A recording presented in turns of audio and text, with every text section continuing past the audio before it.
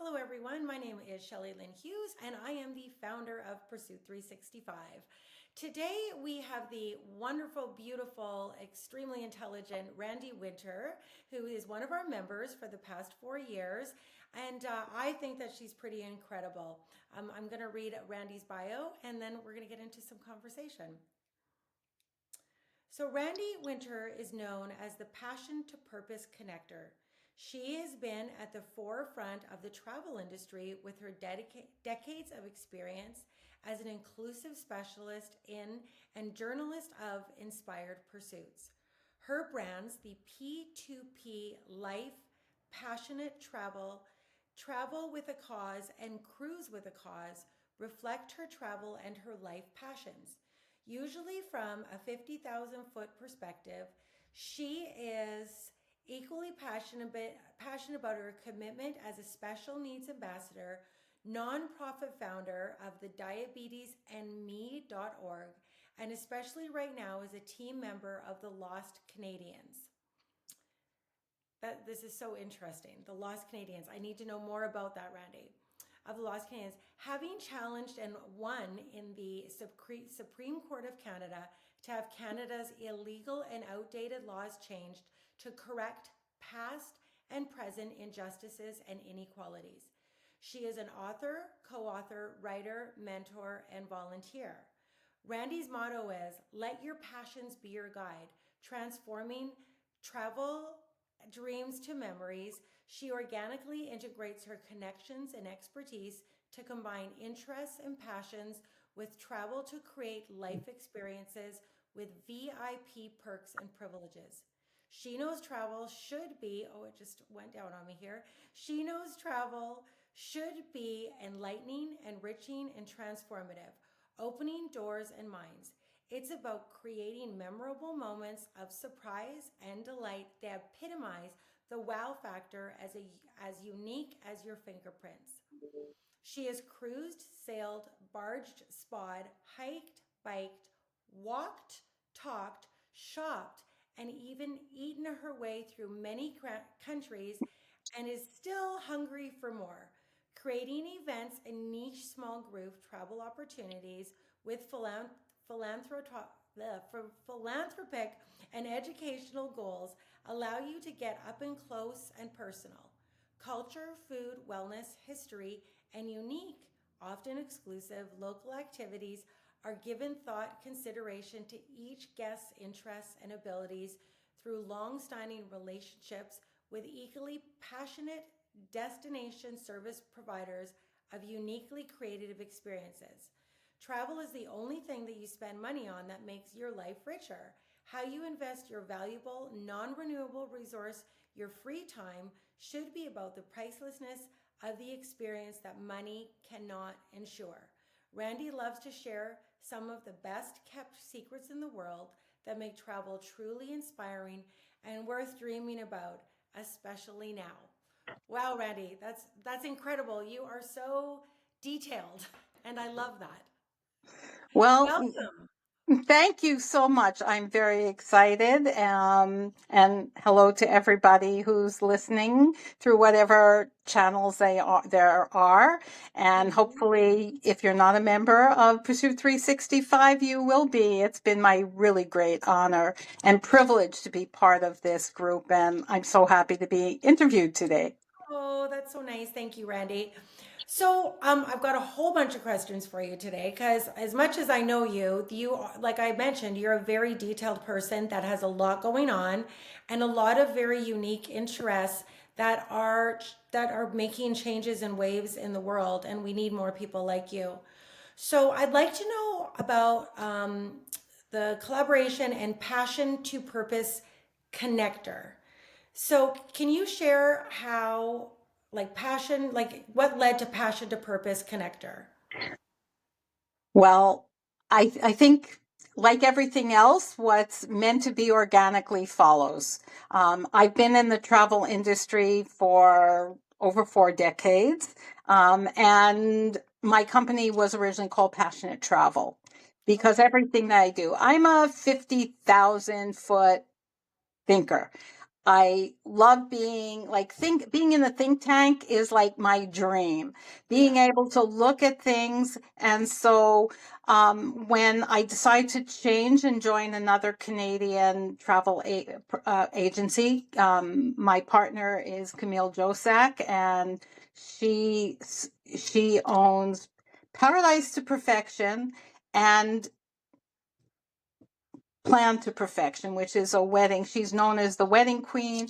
And so we were just a perfect match in heaven. And when Passionate Travel was joining with Plan to Perfection, Paradise to Perfection, we needed to come up with something that reflected all our names. So P2P was sort of the natural thing to do. And when people say, what does that mean?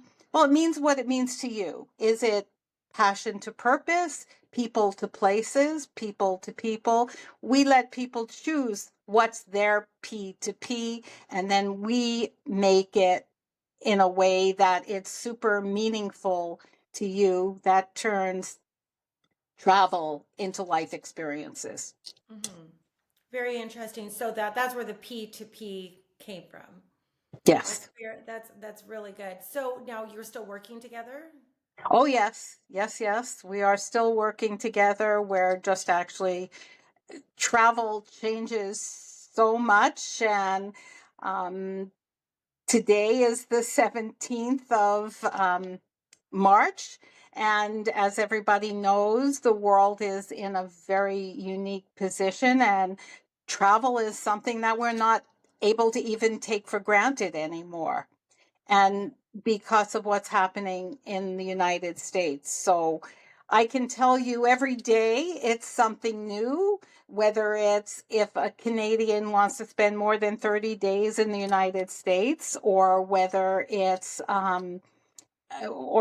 what country that you're from, whether or not you're going to be allowed into the States, or whether you're going to have 25% surcharges put on your fuel, everything else, new paperwork. There's so much that has to be thought about, in addition, of course, to some of the other sides of things, including safety and and visas and permits and currency. I can tell you that there is in Canada right now. My clients are all over the world, but I can definitely tell you that two things that are happening the most is Canadians are still thinking very seriously and in many cases opting to change where they're going for their vacations. I don't think obviously people can't change a wedding or a birth date or a funeral or things like that, but discretionary travel has to make you feel good. And so a lot of people are not feeling good. And also, the Canadian dollar right now is sort of tanking. And so people have to really think twice about what they're doing.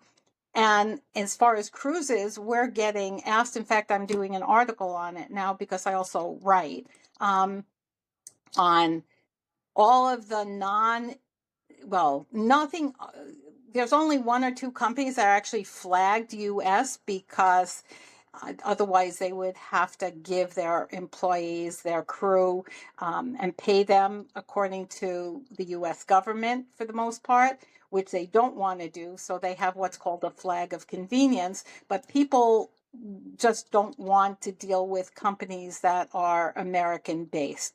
So all of a sudden, we're seeing things like Explora for luxury, which is part of MSC, totally different in a luxury class of its own, or companies that are Swiss or Singaporean or Italian or whatever. And that's what they're choosing now. They're making choices with their money, with their time, and with their conviction of saying, I'm going to vote with all of those things and let the world know that this is what I believe in and how I want to be.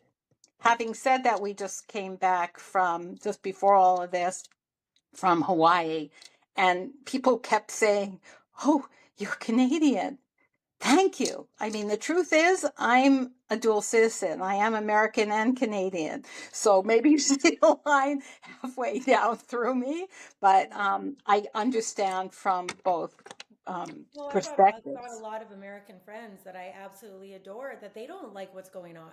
Oh, most of And them don't. they do a lot of my American friends, they just whether they're clients or friends or whatever, nobody I don't it's not all one, right? We can't throw it under all one. Absolutely not. People have to make their own decisions, and there is no consistency, and there is nothing that would follow any kind of a logical pattern of events that we might expect, whether it's escalation or de escalation. Yeah. So that's why having a travel specialist is more important than ever. A few years ago, they came out with the little slogan, "Without a travel agent, you're on your own." And I Yeah. think more than ever, that is true, although I have never called myself a travel agent. That's why I actually call myself a specialist, an inclusive specialist in and journalist of inspired pursuits, because So an I have agent, here, what does your title as an inclusive specialist and journalist of inspired pursuits mean in practice? So that's what I oh, have here. in practice, I'm very WYSIWYG. What you see is what you get. Hmm. Inclusive has to do with inclusive from both ways. Everybody in our team is certified in special needs. We work with a special needs, so whether you need of course that's not just mobility. It's everything from Everything. understanding having kids on the spectrum to blind, mobility, cognitive issues, needing TTY, needing dialysis, needing all kinds of other things.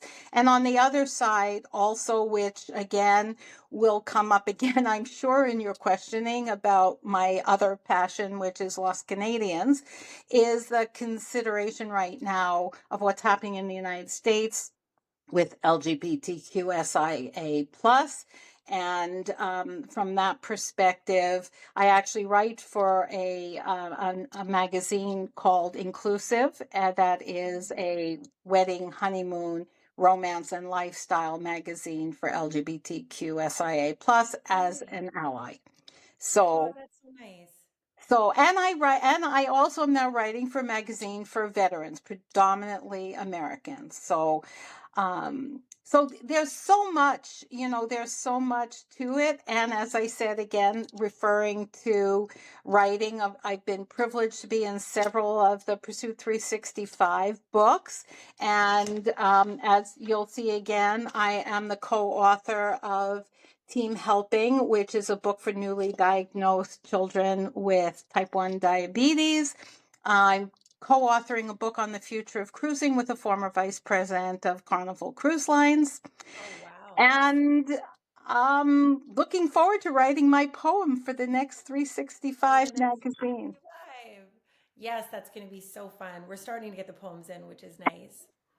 Something totally different than we've ever done. But let's go back to your travel and your curated experiences. So it sounds to me like how do you help marry people like with their interests and their passions and their travels together? What would be like if I phoned you up and I said, "Hey, I want to go on a very inspirational trip." What would be your questions you would ask me? Well, first, I would ask you what you want me to know the most about how I can help you. And Hmm. I will ask you to tell me the full story. I'd rather know too much without oversharing certain things, but I do have to ask who people are sleeping with, and I do have to ask if somebody is snoring. I mean, I do have couples and I specialize in making sure whether it's for singles or other things, that in many cases for cruises and certain tours and programs, um, that have either low or no single supplements. And so, yes, snoring is a good reason to have your own cabin. Maybe it'll be adjoining so you can sort of tiptoe through. But those are the kind of things that I have to ask about. I will also ask you about what your favorite vacations were, and what your hobbies and your interests and your passions are. And in order to be able to get a better idea, every hotel, every country, every cruise line, riverboat, every active experience has a personality. I just tell people I'm a glorified matchmaker. Oh, You that's know, so I match a person's personality, people's personalities, with the personality of what I'm matching them with, which is why, after having so many decades of experience, and of course, I love to travel, I read voraciously, I get hundreds and hundreds of emails every day. And I'm on a lot of boards, ambassadors, I go to a lot of conferences in order to be able to understand when something changes. It could be the same hotel with the same name, but it yeah. may go from being a Marriott to a Hilton, or a Hilton to something else, or a Ritz becomes a Four Seasons. And so those are personality changes. So the name could be the same and it could be in the same place. So nothing is simple when it comes to your non-renewable resource, which is your free time. You can always earn more money, but you'll never get your time back. No, So never. I love how that's you ask where what their favorite vacations were, because like I can even look back at my maybe not favorite maybe destinations or experiences. I remember once we hiked, went to New Zealand and hiked to a top of a mountain, and we overlooked everything and we had a picnic there. And that was an excursion that we did. We were on a cruise. Was amazing. And then another one I did was in Mexico. So we did it was like hiking as well, but then with what's it called? Zip lining. We did zip Yep. lining. And we did all these like physical activities. And then we ended up in the middle of a village, and the women cooked us this amazing meal in the middle of the trees, this village of nowhere. And I just, to this day, it was such a beautiful experience. And again, both of them were nothing, there was no city life. It was just a great experience. Well, and that's the key. So people, I hate the term bucket list. To me, a bucket is either plastic or metal, usually filled with dirty water or something that you're going to throw away. I don't use that. I mean, that's why that's why we say travel dreams to memories. If you can dream it, we can plan it. And if Yeah. you'll talk to us, it's our job to be able to sort of tease out of you exactly those kinds of things, because it's very nuanced. It's not just a place. There are people who say, I want to go to South Africa. But when you ask them what it is that they want to do, the big five notwithstanding, perhaps they really need to be in Namibia because they want this miles of endless sand. And, then I mean, for weddings and honeymoons, people go, oh, I want to go to Mauritius. I want to go to, somewhere really, really far away, and I only have a week. I go like, why do you want to go? Yeah. Oh, Like, the why are you beaches are going beautiful. I just want to lay there, close my eyes, and do nothing. I say, if you really want to get somewhere, lay there, close your eyes, and do nothing. You don't have to go that far. Yeah. Let's combine that with something else. I recently was most challenged with a honeymoon, actually a second honeymoon within a month, that I did a honeymoon. They got married in Lisbon. We did the wedding, and then they honeymooned in Madeira, which was amazing. It was just beautiful. And then they came back and they said, well, next year we want to have like a longer honeymoon and we want to go to Japan. And 3 weeks later, I got a phone call saying, I have a new job and we have to go next week to Japan. Oh And it my was gosh. like the busiest time, and they want to go for almost 3 weeks. and they want to go to a multitude of places. And then they said, and then we want to go to Bali at the end. I Amazing. said, first thing I said was, there's more shore and beach in Japan than almost anywhere else. You have so little time. You already want to go to Kyoto, Osaka, Hiroshima, spend time in Japan, spend time in Tokyo, go to Hakone, see Mount Fuji, do the sumo wrestling, have all these culinary experiences because he's crazy. I said, so we're going to find somewhere else. And they ended up going to a beach outside of Okinawa. There weren't very many tourists there, but it was a beautiful beach and they could do things. And then we put everything else together. But none of the suppliers who are based in North America would touch this with a 10-foot pole with a time difference, Mhm. and having less than a week. It was impossible. So I was able to work with three separate people, different guides and private guides who might have specialized in something else that they wanted to do, to put the whole thing together and have an amazing experience. And luckily, I'm very collaborative. I let my clients talk to my suppliers so they understand directly what's really important. And as it happened, the only hotel that they booked themselves, thinking they were doing me a favor, and it was American Express hotel, which I can do. I can do all the American Express hotels anyway, but they didn't look, and they booked it within the time that they could no longer cancel it. As it Oh, turned out, wow. so it was okay because they wanted to stay there. But when they got there, the first day, the power went out, and Ugh. there was only one person who spoke English, and they tried to reach American Express, and the call wouldn't go through. It was just before that there had just been a tsunami warning just before that. And so in the end, they were able to call, and it was like 3 o'clock in the morning for me too, but they were able to call the people in Japan who were doing everything, and they made the call, they talked to everybody, got them changed to a sister property, upgrade, made sure that Yeah. everything was taken care of. You can't have an ego in this business because everything relies on being cooperative and Totally. working as a team. There is no I in team and there is no I in travel. That's all I can say. Well, and you know what? I'm curious because you have had so many different types of clients, um, and worked with so many destinations. I'm curious, what are some of the off of the beaten path places that you would recommend? Like not Well, normal. Like not it's normal to want to go to Maui and it's normal to want to go to Japan. Like those are all normal, but is there some really unique ones that people wouldn't really know about? well, I think again, it depends on the type of person and trip. So I would But just some say, cool places that people would never have heard of. Like is there a well, place that stands out?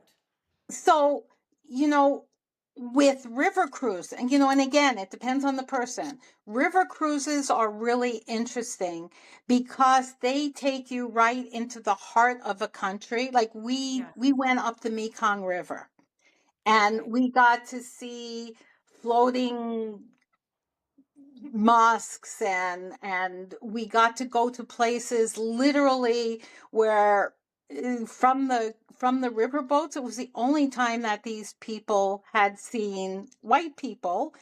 And when before we went, it was just before Christmas, and I put a big suitcase out, and I said, we're going to go to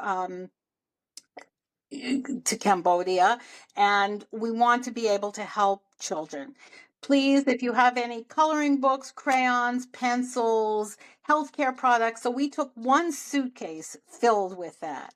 And Mm. we were able to then take it to like, I actually own the URL Travel with a Cause and Cruise with a Cause. Like, that's my heart. I think, you know, I think that souvenirs are meant to give as much as to receive. I Yeah. think like in everything else, people who are used to giving understand that the act of giving is so much more fulfilling than the act of receiving. And as women, most women don't know how to receive. They know how to So give. used to giving. But So what used to happened was, giving. in many cases, all these people on the ship didn't always think like that. So they were literally stealing things from the ship to give to the kids. And the ship finally had to say, we actually support all these communities. Please don't give them our supplies. We give them what they need for their schools and everything else. But I literally was in a position where I had to fish into a kid's mouth because somebody gave them a Hershey's Kiss. Now, these kids don't know from processed food, and they just put the silver paper and the little paper thing, everything into their mouth to chew it. And they were going to swallow this paper. So, in many cases, understanding the culture that you're going into, learning a few words, please, thank you, bathroom. I mean, you know, it will go so far. Your experience will change and you will be changed because you'll have meaningful interactions. I mean, when we were on that trip and we stayed in Saigon, I mean, when we went, um, we went to see both the orphanages and the sites and things like that. So, but one hotel, if you paid with a MasterCard, they donated a bicycle. There's so much. People don't understand that when they're picking, there's so much to choose from. But when you're picking, think about what that company also stands for. Some companies are into environment. Some companies will support a school. Some companies will support and do training and hire local people for jobs. You can just look at the company, go to the bottom, and look at what their philanthropy stands for. So if you're choosing and you can't decide between two hotel chains, look at the bottom. Do you want to support helping kids going to school, or maybe the other one might not have anything? So we need to be more present, more conscientious and conscious. Being a conscious traveler is Love something that's really, really important. So I think now you can tell where the passion came from passionate travel. completely, completely. So I also want to talk about your connection to type 1 diabetes. So you've written the book right now. That's correct. So, Let's talk about type 1 diabetes and why you're so passionate about it. Because I know well, you're like passionate about the travel, but there's more. I want to get so much into this conversation. I know. So when your children or your grandchildren end up having a condition or something happens to them, you want to do something. You feel hopeless and you feel helpless and you want to do something. And ironically, it was actually when we were on the way, because my grandson was diagnosed with type 1 diabetes when he was 4. Wow. He lives near Microsoft, and it was in the summer, and my daughter took him to school just because they need to set a lot of things up, including that a nurse knows and that there's a teacher in the school who would be paired to each child that if something were to happen. And unfortunately, even though this was like Microsoft school area, the principal did not want any special needs children. Maybe that's part of the reason also why I have this soft spot for special needs in traveling. And basically, she told them that she wouldn't help them. And my poor daughter is like walking out trying to hold it together. And my grandson, who's 4, and now he's 22, looks up at her and says, Mom, I don't think this school likes kids with diabetes, do they? And like your heart breaks.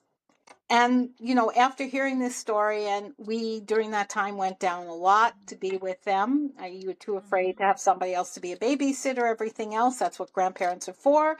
And we were there, and Jared said to us, Grandma, we need a new team, because we used to have team clean up your room, team first one to help set the table, first one in the bathtub. And he said, Grandma, I need a new team. I said, no problem. Whatever you want, it's yours. We'll make that team. It'll be the best team. He said, Grandma, he said, this is very serious. He said, I'm just a kid and I have diabetes. I still get emotional thinking about it. And he said, I need a team probably for my whole life. I need a team to help me. And that's on the airplane. That's how team helping diabetes was formulated in my head. And I started to sketch it out. And literally, it took years. The book was totally illustrated by our family, put together, produced by our family. And if anybody has newly diagnosed children or people with type 1 diabetes, we've been even told that people with type 2 diabetes love the book, because even though type 1 and type 2 really shouldn't even both be called diabetes, one is an autoimmune disease and the other, for the most part, is lifestyle with some hereditary characteristics that it really helps. So if you go to diabetes.nme.org or teamhelping.com, you'll come to the book. You can buy it. It's a BOGO for every book that you buy or donate. We donate a second book to either an endocrinology program, a children's health program, a hospital. But we make sure that it's available for everyone. And right now we're actually raising money to be able to because of the new AI, we're in the process now of translating it into almost any language. And so that they'll be able to see the book and have it read to them, or read it in a language that they can understand. So that's our big wish list. Anybody who wants to help, we have a little bracelet, and we have the book. So some people just set up money. We're an American 5013C right now. I think it's becoming more and more important that I'm going to look into becoming a Canadian one. There's been a lot going on, but I think now that the need is especially great. So if anybody wants to be part of a nonprofit for type 1 diabetes, give me a call. That would be awesome. And And so I totally understand the team helping, just because as you are aware, my eldest daughter has got multiple severe food allergies, and it really does take, everyone. a village. Make sure it does take a village to keep her safe. I mean, we don't go to restaurants. We don't, everything. We do Christmas dinner and we make a completely separate dinner for her so that we know it's 100% safe. My mom makes two dinners. This year she attempted to do it all dairy free and nut free and everything, but it really does take an entire village. I mean, even our grocery bills, they say people with severe food allergies and diabetes would probably be the same. Our grocery bills are 30% higher than a regular home.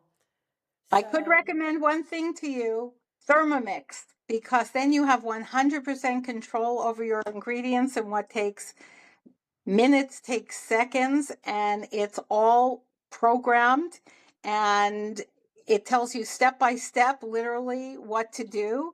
And that then you control, because we have celiac, diabetes, other kinds of food allergies, walnut allergies, and so we're able to control that a lot better. oh, I love that. And so I'll have to look yeah, into that for sure.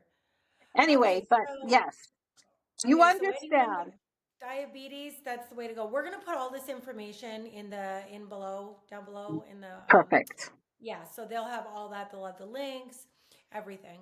Okay, so the lost Canadians.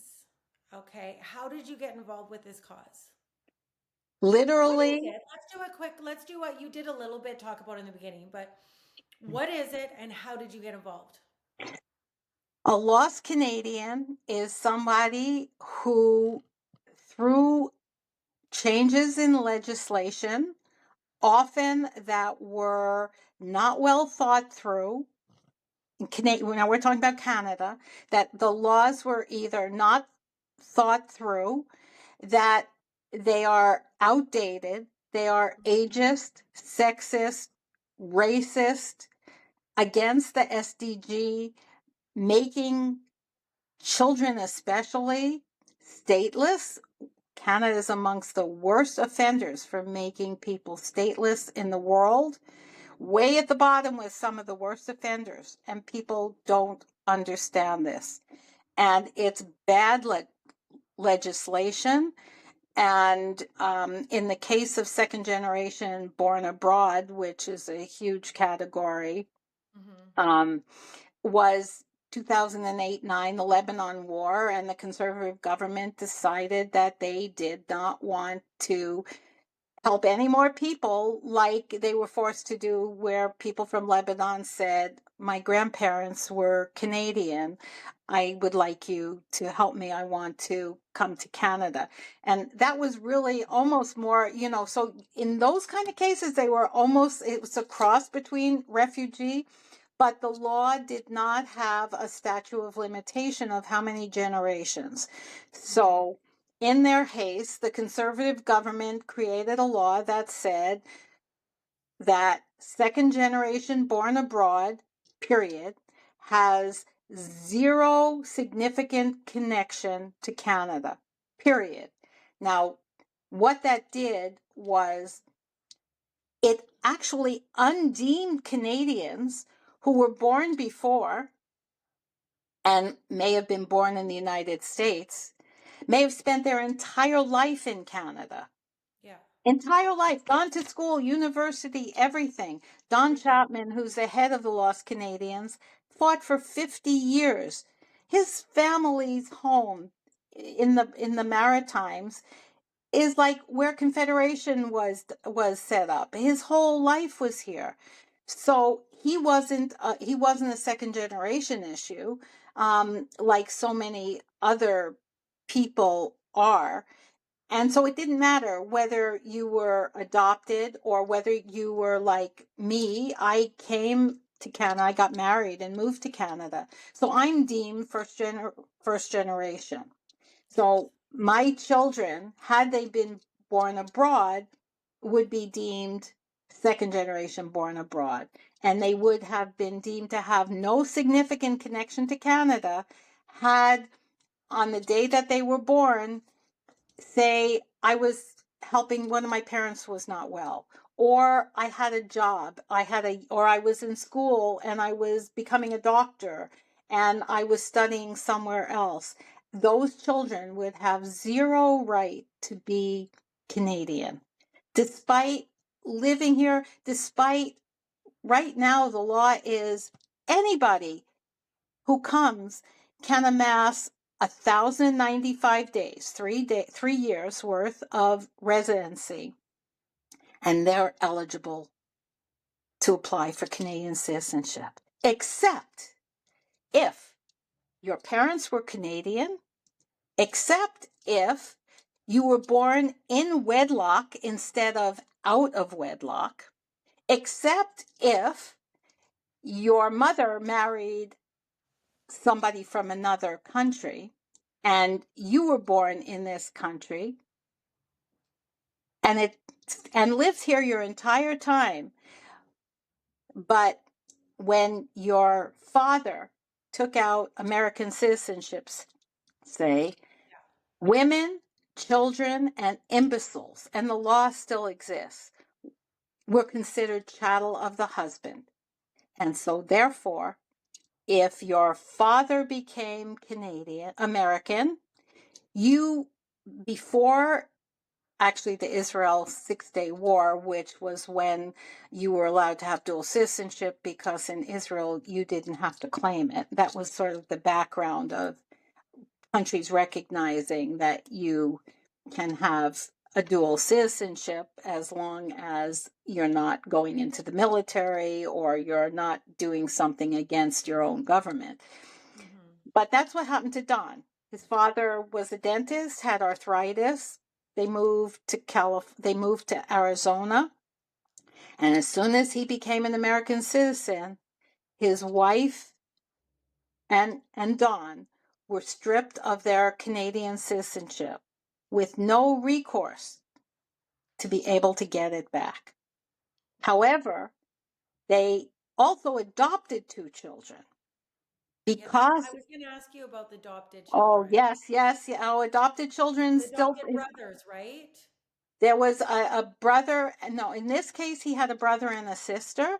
Oh, And because they could not become American on the same day, they never lost their citizenship. So had Don been the product of an, not in marriage, or like in the case of people who were born in the war. Remember that Canadians were sent over to Britain while they were waiting to go to war, mm-hmm. but they were forbidden to get married. But they weren't forbidden to fall in love, have a little sex, maybe make a child. And so those children were considered illegitimate because Canada refused to allow a soldier to get married. Why? Because they didn't want to have to support widows and orphans. Like, you have to understand the selfish, I mean, when you look at it from that perspective, it's very selfish. They're trying to control expenses, but at the expense of it's human expense. It's human Yes. capital that they're destroying. So anyway, so that is, so these are some of the things that are being, that right now, in fact, on Thursday, after 1.25 years and three extensions of the judge's ruling from December 19th, 2023, she came out on Thursday with a ruling because the government asked for another year's extension. Wow. And she just basically said, "Are you kidding? I have given you more than enough time. It took 3 times for you to allow me to grant you an extension by doing certain things, and now you're asking for another year. You knew the government was going to be prorogued because it happened a week before. You knew what was going to happen, and you have put people in a situation where they are living in between their rights and what's right Mm-hmm. and your political agenda and expediency." And that's because since September, the conservatives have been blocking every law that was in order to try to create a non-confidence movement. So Yeah. they don't care. I mean, we have senators, we have so many people in government who either are lost Canadians or, in one case, one MP, she has 4 children. 2 are Canadian and 2 are not Canadian. They go to school here, they live here, everything. But why? Because they were born in another country and she came to Canada. So she's the first generation. So even though this is as direct a connection as you can have, their children are denied with no consideration. And people who were born in that 20 months between the last law and when it was made illegal and the new law, those people who were born in between actually became undeemed as Canadians. So we just had a case where one of these people who totally grew up in Canada, except he was born in the United States. His mother was Canadian, adopted when his mother remarried in Canada. You come over the border and they say, what do you have to declare? Oh, my children. I go, don't worry, they're Canadian. It's not a problem. But that doesn't mean it's always going to be a problem. And that's why I just came back from seeing my grandchildren who are first generation born abroad. And I'm making sure I have all the paperwork and made sure they got passport pictures so that they can get a certificate. Because even a passport, even 5 passports, does not guarantee that you're a Canadian. As sad as it is, and as unbelievable as it is to believe, your passport does not guarantee that you are a Canadian citizen anymore. And, Crazy. and I, the case you were alluding to was actually last week, a second brother was denied citizenship 2 weeks after his brother was given his citizenship. Same parents, same on the birth certificate, same parents. The difference, one child was adopted at birth. So this is one of the cases. So But they're when twin brothers. so they're not twin brothers. Oh, they're No, brothers. Okay. they're not twin brothers. They were, one was born to the family and the Okay. other was adopted at birth, so that the father and the mother's names were actually on the birth certificate. But that was not good enough for the IRCC even last week. And they say the rules may change, but at this point, we're not giving you your citizenship. No, I get, yeah. So has the situation worsened, like with the political shifts with Trump and Oh his my God. words? Or We, I, I mean, you're probably, because of this new ruling, I'm happy to talk about it, but at this point, and it was in the judge's ruling, that it should not be up to one person who should be the only person that has the ability to get you your citizenship. Don is not employed by the government. He does this totally as a volunteer. He was a United Airlines pilot. He gave up 8 years. He's been part of 10 this lost is Don Canadian Chapman. laws, Don Chapman. Yeah. And to which I am really honored to say that he received the Governor General's Award, and Amazing. he has been turned down multiple times for the Order of Canada, which we are going to ensure he gets, because nobody else in the world has been responsible for more Canadians being allowed to be Canadian than Don Chapman. And he just received this last week the this is the King Charles III Award.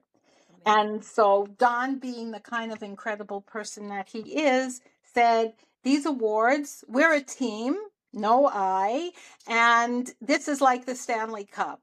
So like every player gets to keep the Stanley Cup for a little while, he is literally sharing it with, I think there's maybe 6 of us or 7 volunteers, 100% volunteer Amazing. organization. But at this point now, based on, and here's, I just copied it out, this was just part of it.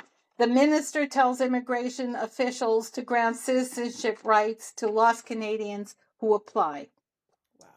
And so hopefully this will not require Don Chapman actually becoming your guardian in order to do this. And that's how crazy that it has been. The other thing that was thrown out is discrimination against women. I don't know if, well, women have children. So a man could be out of the country and still be Canadian and still pass on his Canadian citizenship. Yeah. But a woman has to give birth in Canada in order for her child to be considered Canadian. So when you compound that with women being denied their right to actually keep their Canadian citizenship because they married someone else going back years and years, and compounding it, think about the pandemic. For 3 years, people couldn't come. Maybe they were working, they were teaching English, they were studying. We had many cases of people who frantically wanted to ensure that their children would be Canadian, knowing that they weren't born in Canada, but they more than had enough of the 1,095 days. I mean, some people 20, 30, 40, 50 years. People don't understand. With these children that have been turned down, one 15 years old turned down 3 times. She tried to kill herself because she thought that it was her family's disgrace that they could not go home because she could not get her citizenship. How Three sad. times from 0 to 15. She was one of and her sister were two of the people in the Borquist case that was taken care of. But these things go adoptions. So if you were born outside of Canada, and literally you could come back, because in the old days, it wasn't so old, but we didn't need passports to go to the States. We used our driver's license. And if you were born in a White Rock or Niagara Peninsula or somewhere along the border in Manitoba or Alberta, the closest hospital might have been in the United States. So we've had to help families where the mother was only born in the hospital, never lived a day, came home from the hospital, came back, moved back to Canada to a family farm that was in the family since the 1700s. Her family fought with Benedict Arnold. I mean, how much more Canadian can you get? And yet, when it came time for these boys who had gone to school with all their friends and they wanted to work on the family farm, they were denied a social insurance number to be able to work. And the family almost lost their farm. So, it's sort of a play on words, but I always say the sins of the father should not fall on the child. And in these cases of second generation born abroad, a child has no choice where they're born. A child has no choice as to where they can go. And yet their parents qualify, or their parents themselves were victims of discrimination. Even if Bill C-71 or whatever they're going to call it passes, the concept of citizenship was made up by a very racist Mackenzie King. He created citizenship because he denied Chinese the right to vote. When the railroad was finished, the rule was CP and CN were supposed to send all the Chinese workers back. But in the meantime, they fell in love, they married, they came to a place in BC where the golden spike was laid, and they want to stay. And all of a sudden, the people said, oh my God, what happens if they want to run for mayor? And if they become mayor, they might want to become the prime minister. And so on every Chinese birth in Canada, the only people ever in Canada who from birth were denied the right to citizenship, they were considered to be foreign aliens. Years later, Mackenzie King needed more votes. So how do you get more votes? You become popular. So he created what he called citizenship. And he says that citizenship did not exist before him, which also meant that all of World War I and World War II soldiers, Canadian soldiers, were not Canadian. The people who were buried as heroes, Canadian heroes, they weren't Canadian.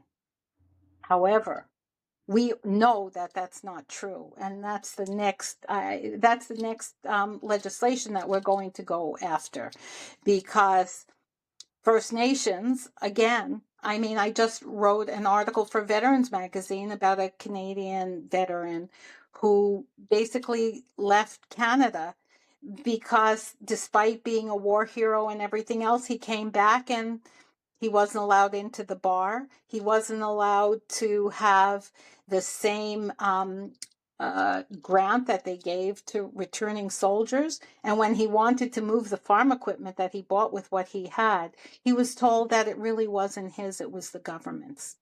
And he could not move it from the reserve to somewhere else. So he picked himself up and he moved. And he actually died maybe last month at over 100. He was one of the oldest First Nation veterans of World War II, suffering from PTSD and, and coming back. And we didn't help it. We just got citizenship for several First Nation people. I know that how important that it is. Indigenous people, how can you tell them that they don't have a right to be citizens in their own country? In their own country. Yeah. That's So, disturbing. I mean, this could be another whole thing. I'd love to write an article about this soon because many people You have can write it. We can put it family. in the next magazine. Okay, because I I need it think within this 3 weeks, though. You have 3 weeks to get it done. Okay, so, but you can see how important that and timely that this is right now. So I am telling anybody who might have a Canadian grandmother or grandfather or a parent. I mean, we had a case when the war in Ukraine started that there was a child born in Hong Kong, father Canadian, 4 generations, originally from Ukraine, fled because of what was going on in Russia, fled to Canada, met a Russian woman in Hong Kong, fell in love. It was a pandemic, couldn't come back, had a child, and children in Hong Kong are not guaranteed citizenship. So this child was born stateless. Oh, So, what's again ironic and terrible was other children, they were told that his birth certificate was not good enough from Hong Kong, but they accepted other children. And because the father had been born in the United States, came to Canada when he was like 4, I think, they said, well, you have American citizenship. But leaving at 4 years old when his father finished his job and coming back to Canada isn't enough to give him citizenship, but not enough for him to be able to pass it on. You have to be an adult who is able to be able to do it. So American citizenship was not an alternative. And you know what the Canadian government said? Well, his mother is Russian. Why don't you make him Russian? oh This my is God. in the middle of the start of the worst time of the Ukraine-Russia war. And that's what the Canadian government told the family, that the KGB already knew what was going on, and she still has family there. That's And crazy. the father must give permission. And there was no way that this father was giving permission to have his child Russian. But somebody who's lived and his family has lived for generations, that child was turned away. And do you know what it means also when a child is turned away? Even if they were to come, there is zero health care and zero right to education. That's what Canada has been doing. And that's why the judge has lost faith in giving the government any more time and in why this is so important. Very important. Yeah. Okay, so this was a lot, but it was so informative and educational for me because I get bits and pieces from you, but I don't, never get to sit for an hour and chat about it. But you're doing incredible things both with the travel and your new book, the diabetes book, and Lost Canadians. That's so deep, and you're definitely making a difference in the world. Well, 100%. you know what? That's what we're here for. And that's why I say that I'm known as a passion to purpose connector, because people are always amazed and I love doing it. That's my gift. My gift is being a connector. And I have been privileged to work on projects about Muslims who saved Jews during World War II from Albania and Kosovo. Yeah. I'm bringing in next week, this week, the op editor of the Jerusalem Post is coming here to Vancouver to speak, because I arranged it. There are so many things that I have been privileged to work on and to do through, whether it's through travel, helping somebody get blessed by the Pope after they got married. And I won't ask, that's another story for another time, to the work that we're doing both for type 1 diabetes and for and for lost Canadians. So really it's for everybody. And so if you don't know me yet, there's only 2 degrees of separation. So maybe between Shelly and I, you're right in there. Well, we'll do a little call to action down below. Anyone who wants to get on board with the charity, the diabetes charity. If you know anyone with diabetes, get the people up. Travel, writing, anything. Anything. Yeah. If you Well, ask, my husband always says, you have to learn to take your 2 fingers and go like this and go, no. And I go, I can't do that. I can take my 2 fingers and go, yes. yes, yes, yes. Well, thank you, Randy, for chatting with me today. You're a wealth of knowledge and inspirational, and you're doing such great things in the world. And thank you for that. You know us at Pursuit 365. We love it when people are making a positive impact in the world. So thank you. I couldn't ask for a better person to share our passions with. So I look forward to the next time and to We'll articles chat and soon. whatever else we can do together. Thank I you so love much. that. Mm,